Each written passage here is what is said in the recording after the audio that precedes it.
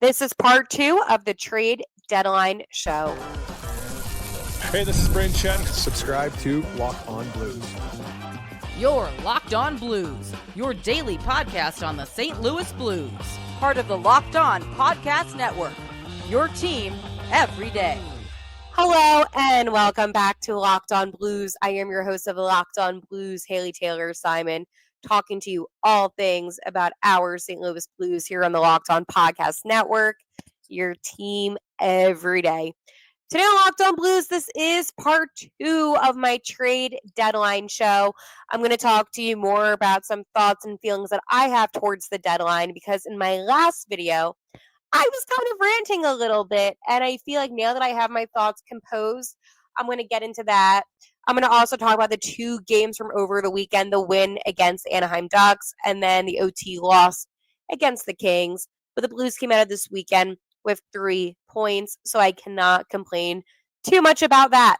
So with all that being said, let's get into today's episode.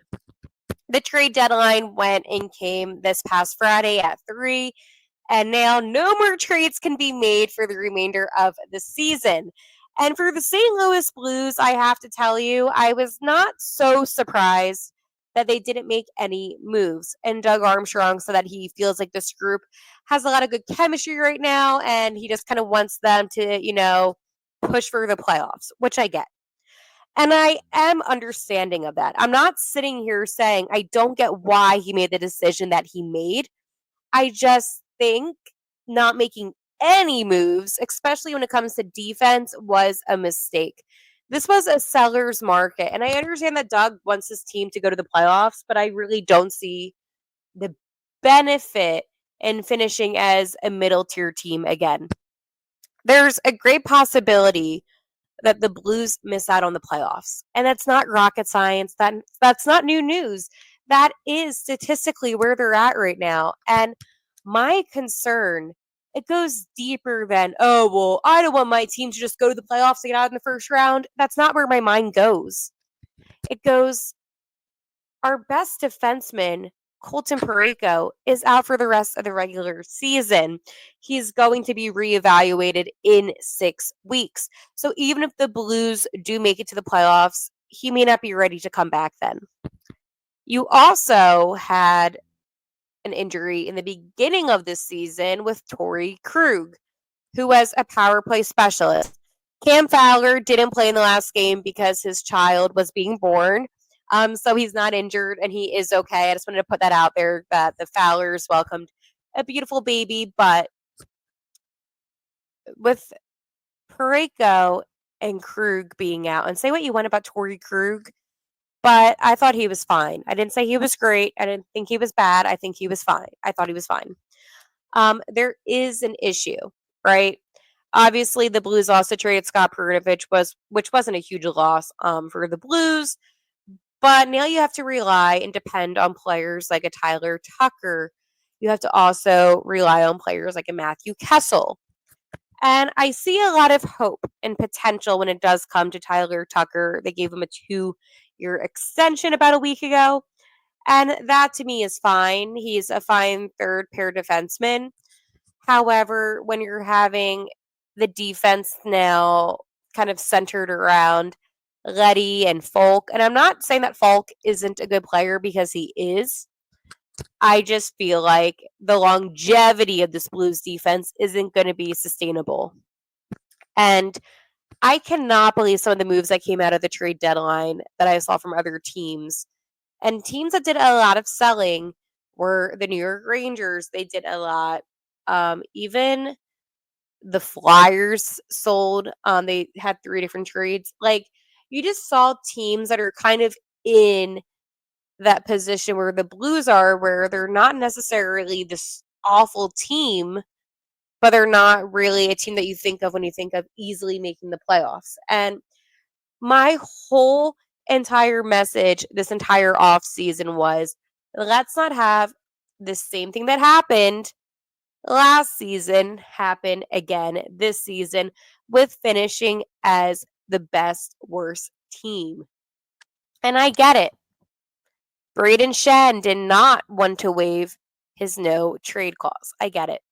And a couple people in my comment section were asking me, would this have been the same deal that the Flyers got? For those that don't know, Captain Braden Shen, and he has the right, and I've talked about this with Torrey Krug, if you have a no trade clause and you decide not to waive it, that is your right, having a no trade clause. So no, you cannot be mad at players for not waiving something that they have in their contract. That is his right, and Braden Shen earned it just like Torrey Krug earned it. And all the backlash that Krug got was unbelievable and unjustified, to be honest with you. He didn't want to play in Philadelphia, and I know that people may not be the biggest fans of Torrey Krug, but he's still a good defenseman, and I'm always going to defend him. Maybe that's my problem, is that I'm defensive of some of the players just because I feel like they have been put in some bad situations. Oh, another team that sold a lot, by the way, was the Bruins. I knew there was another team that made a lot of moves. Anyways, Braden Shen did not want to waive it. And the Maple Leafs then went to Scott Laughton, who is on the Philadelphia Flyers, and they ended up making a deal with Philly. One of the main aspects of this deal, and I'm not saying they had a prospect, he's probably not going to pan out to be anything that special, but was the 2027 first round pick. For the Blues, and I know some of you have argued with me about this, and that's fine, to each their own. I'm not going to deny you having your opinion. I think it's great that we all have different opinions here. I always think having a first round draft pick, no matter what, is a good thing. I can't see any negatives with that. It was also a 50% retention that Philadelphia had on Laughton's contract. So yeah, I'm assuming that it might be the same with our captain. However, he did not want to go to Toronto. On the other hand, Captain Braden Shen's brother, Luke, was traded to Pittsburgh from Nashville, and then he was traded to Winnipeg. Not a bad deal for Luke Shen, being on the best team in the NHL right now. So he's back in the Central. So I know I was excited about that brother versus brother versus brother versus brother hockey match against the Penguins. Not happening. Just one set of brothers, which is the Josephs. But I think that it's not Braden Shen's fault. I don't even think that I know that. And you can't fault him. He loves being here in St. Louis. He does. Sure, would it be cool to play on the Maple Leafs and be with Berube again and to, have a shot of making it in the playoffs? Well, yeah, and I know what you say about the Maple Leafs. Oh, they never make it out of the first round, and if they do, they choke. I hate when people say that because I know it's like the oldest joke in hockey. But at the end of the day, they do have a lot of talent, and I wish nothing but the best for Craig Berube. So, again, I'm a little bit biased because it is Coach Berube behind the bench, the chief. But for Braden Shen not to waive his no-trade clause, it kind of told me a few things. It told me how much respect he has for the Blues' organization. And he could have made the decision to play for a better team this season. He could have. But he chose not to. He chose to stay loyal here to St. Louis. And I really do commend him for doing so, because I think at the end of the day, it's easy to try to chase the cup, but Braden did that. He won the Stanley Cup. And this team, this city, obviously means a lot for him. He was in a situation where he played for Philadelphia, and they traded him very randomly. He was not expecting it after they got rid of his brother, and I know that definitely probably hurt him. So he seems to me like the kind of player that is a loyal player. I mean, he gets drafted by the Kings. He then goes to Philadelphia. They randomly trade him, and then he's here, and he stayed loyal, won a cup here, became a captain here. So, yes, I can understand how it's like, oh, how come he doesn't want to play for the Leafs? I think it's less about that and more so of, wow, I really love what I have here, and I want to finish out my career wearing the blue note. And that means something. You see a lot of players that come back to this organization to either work in the front office. I mean, obviously, Steiner is going to be the future GM in a couple of seasons. And you see the amount of respect that people do have for the St. Louis Blues organization. And I think that when your players do have that respect, it does go a long way. I'm going to talk to you more about my thoughts on Doug Armstrong because I definitely have a few, but I want to talk to you first about wonderful pistachios. Looking for a snack that's both delicious and nutritious? Crack into a good source of protein with wonderful pistachios. Wonderful pistachios is one of the highest protein nuts. Each 1 ounce serving has 6 grams of protein, giving you over 10% of your daily value. Plus, they're packed with fiber and better for you unsaturated fats to help keep you feeling fuller longer. Personally, I love the no shells variety. It's the perfect grab and go snack for busy days, whether I'm snacking at my desk, on a road trip, or just need a quick protein boost. They're always my go to. And if you love cracking open every shell for that satisfying crunch, the in shell options are a classic favorite. Get snackin' and get crackin' with the snack that packs a protein punch. Visit wonderfulpistachios.com to learn more. I want to talk to you about Doug Armstrong. Some of you might love him, some of you might hate him, some of you might be indifferent. I personally will always have nothing but respect, nothing but love for Doug Armstrong. Why is that? Because he got me my team. I'm saying my team like I'm on the team, but you know what I'm saying, like my favorite team, this Stanley Cup. And for that, I commend him. And for that, I will always praise him. And you can't deny the fact that Doug Armstrong has truly been a staple to this team. I mean, it is unbelievable what he's done for the Blues. And I really do believe that. I mean, at the end of the day, this is his 15th season as the GM for the St. Louis Blues. And I think, honestly, that during his time here, he has done such great things. And I have to say, it's going to be very weird when Steiner takes over. And I know that it's going to be a cool thing and a good thing, but it definitely is a weird situation, right? I mean, Doug took over in 2010. And I think about that. I'm like, wow, that was such a long time ago. And I think that Doug Armstrong really has done a lot of great things for the Blues. I think that him taking a step back in a couple of years and letting Steen take over is a good thing. I mean, Doug is 60 right now, and that's still young. I'm not saying that's old in any way. But at some point, you do have to walk somewhat away from the game and just to begin enjoying life. But I know for him, obviously, he enjoys this, and I don't know too much, but I'm just saying that I do want him to be able to, enjoy some things, not just be, always, stressing out about the Blues like we do every single day. But again, I think that it is important, right, to talk about maybe some of the better moves that Doug has done because Doug has done a lot of good things for the Blues over the time. I mean, one of the big things that Doug Armstrong did prior to the 2018-2019 season was, it was, right? Okay, well, hold on. Basically, before the season, the team signed Bozak and Perron, right, in free agency. And they were looking for a good first line center, right? And they were able to kind of like have this deal with Buffalo, which got them Ryan O'Reilly in exchange for Patrice Berglund and then Vladimir Sabtuka and a former first round pick, which was Tage Thompson, and a first round pick in 2019 and a second round pick in 2021. Yeah, it was a big deal, obviously. Obviously, Tage Thompson was like the big, entity from that trade. But O'Reilly had a great season with 77 points in 82 games. And obviously, he won MVP of the Stanley Cup. So, yeah, it was pretty cool. And then, obviously, in 2020, he did become the 23rd captain in franchise history.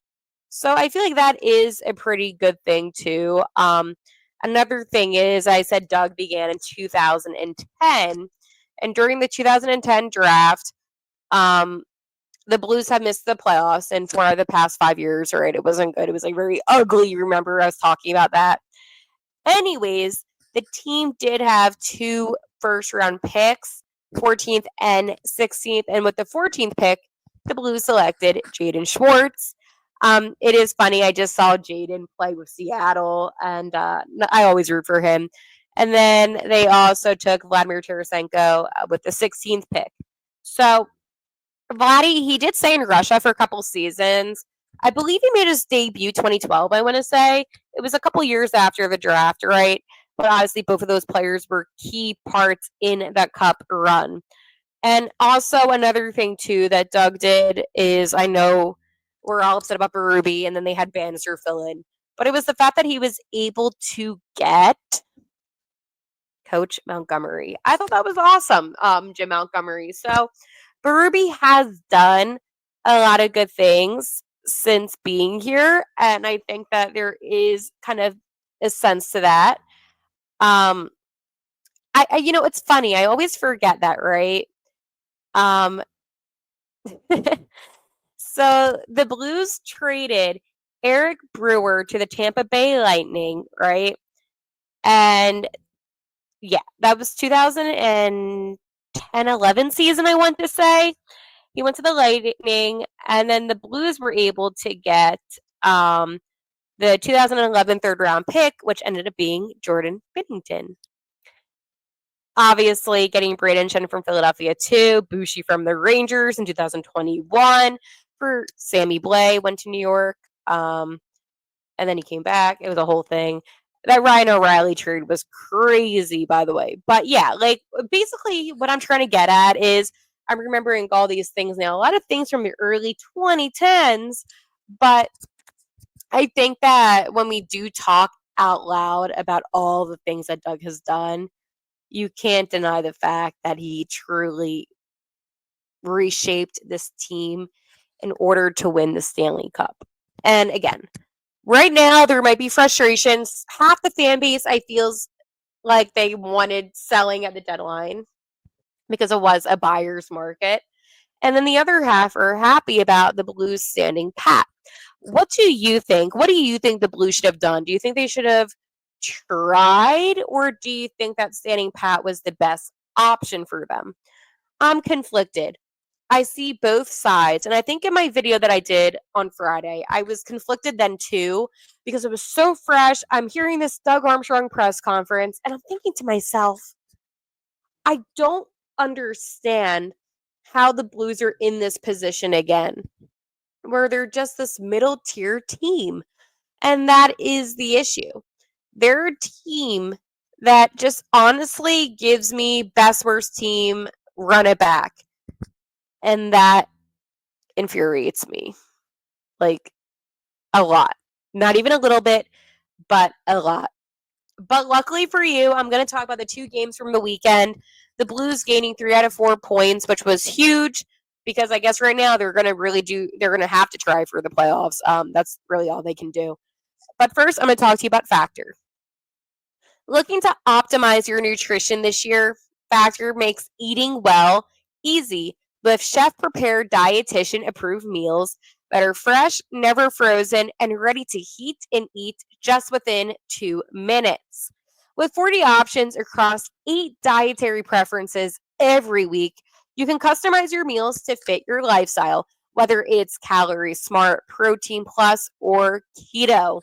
Plus, Factor even offers wholesome smoothies, breakfasts, and grab and go snacks to keep you fueled all day long.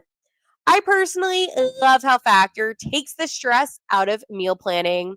I recently tried the Protein Plus meals, and they were packed with flavor and they kept me full throughout the day. Eat smart with Factor. Get started at factormeals.com/lockedon50 off and use code LOCKEDON50 off to get 50% off your first box plus free shipping.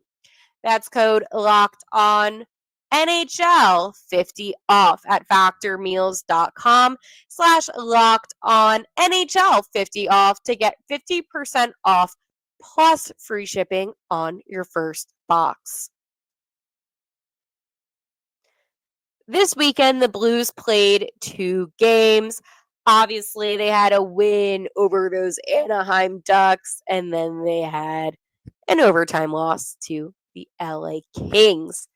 Either way, the Blues did gain 3 out of 4 points this weekend. And again, when it comes to gaining those points right now, the Blues definitely need it. And I'm not upset about what happened. So let's talk about the Ducks, okay? So in the first frame, 2 minutes in, my boy Alexei Turchenko was able to score his second goal of this season. This was really big for Alexei, as I said, second goal of the season, and obviously it got the Blues a 1-0 lead. However, Anaheim was able to score on the power play. This to me was a little bit frustrating because the penalty kill for the Blues hasn't been that great lately. I don't think it's awful or bad. I just don't think it's been as great lately. Then in the second period, Brayden Schenn scored his first out of 2 goals in the game. He was assisted by Dylan Holloway and Jordan Kyrou. And this was Jordan Kyrou's 26 assists, giving the Blues a 2-1 lead. This guy's been on fire lately, and I know in my last episode I kind of was voicing some frustration with him more towards the middle of the season, but I'll give him credit. Zach Bolduc, he was able to score his 11th goal of the season, giving the Blues a 2-goal lead. Cam Fowler got his second assist of the game. He got the first one on Alexei's goal. And then the man himself, Alexei Turchenko, got his 10th assist of the season. And this also was Cam Fowler's first time coming back home to Anaheim. And I could tell through the broadcast how excited the fans were to see him. Anaheim cuts it to a 1-goal deficit.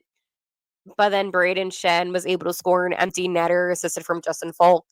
And I'm really happy for Schenn because this was like a statement game, right? First game after the deadline. I want to be here in St. Louis. I don't want to play anywhere else. Scores 2 goals. And then finally, within like the last 40 seconds, I want to say, Anaheim scores, making the final score 4-3. Binner had 20 saves. And overall, the team played very well, so I was happy with them. Holloway looked great. Holloway's been looking great. All right, let's go talk about that 2-1 loss against the Kings. So this was a game that was a little bit frustrating. Obviously, LA came out with a lot of momentum, and I kind of figured that. In the first frame, LA got on the board first, making it 1-0. Second period, it was a lot of back and forth, no goals scored. And then in the third period, Nick Leddy got his first goal of the season. How about that for Nick Leddy? By the way, Joel Hofer was in net. I don't know if I said that prior. This game went to OT, and it was a very, very short overtime. I remember I put out a tweet, and I'm like, okay, time for overtime. And then literally 20 seconds later, I'm like, oh, and the game's over. But it was Quentin Byfield who scored the OT goal for Anaheim. And I was furious because he did the whole boom. And then after the game, the Costco guys were there and they were booming with him. And I'm like, wow. At first, I was like, oh, at least they got the point. And then after that, when I saw that video, I'm like, okay, this sucks. LA is an interesting place. But the Blues got a point. I mean, I can't hate on it at all. I mean, LA has had a good season. Like, they're doing fine. I just was a little bit disappointed in the fact that the Blues didn't really have that successful of an overtime. I would have liked to see more come out of it. It is what it is. I know Joel Hofer, he looked very frustrated with what went down, and I don't blame him. It was a very frustrating, discouraging overtime. So hopefully going forward, the Blues can figure that out a little bit. But now this team needs to prepare for going to Pittsburgh to take on Sidney Crosby and the Penguins. So the thing about the Penguins is this. I think that Jari might be in net, and I've watched a lot of Penguins hockey just in general. This is the first time these two teams are meeting. Obviously, Sidney Crosby, I mean, it's Sidney Crosby, right? I mean, he's had 68 points this season with 21 goals and 48 assists. I really do believe that the Penguins are not as good as a team as the Blues. However, the Blues need to just continue to play hard and not be discouraged about the OT loss. I'm sure Cam Fowler will be back soon. As I said, his wife just had a baby, and he's expected to return, by the way, on the 13th, which is when the game is. Colton Parayko obviously is out. Texier is day-to-day. Tyler Tucker is day-to-day. And Matthew Joseph is day-to-day. Coming to, and by the way, I don't think we're going to be getting our brother on brother game. Maybe. Tommy Novak is day-to-day. Max Graham is out. P.O. Joseph is on IR, but he's expected to return on the 13th, which is the date of the game. Michael Bunting is on IR. So, yeah. Essentially, it's a wait and see for some of these players, but I think it will still be a good game, and the Blues need the points because right now, looking at my West wildcard spots, the Blues have 69 points with 65 games played. Canucks have 69 points with 63 games. The Flames have 70 points with 63 games. Oh, and a little bit of a change. The Minnesota Wild find themselves now in the first wild card spot with 76 points because the Avalanche took over in the Central in the third place with 78 points. The Winnipeg Jets, by the way, are at 92 points. So, yeah, no one's catching up to the Jets at all. Like, it's not happening. But I want to look at all the league right now because I want you to know where the Blues are at. So let's go do some math. Oh my goodness, I'm going to freak out. The Blues, I kid you not, are 18th overall in the NHL. I'm going to crash out. This is like deja vu. I'm going to crash out. 18th overall. This is a sick joke, actually. This is a very sick joke. This team is going to literally finish as the best, worst team again. I know how these things go. I'm not stupid. I know how this goes. Like the Senators right now, they're in a playoff spot, by the way. In the East, they're the second wild card spot.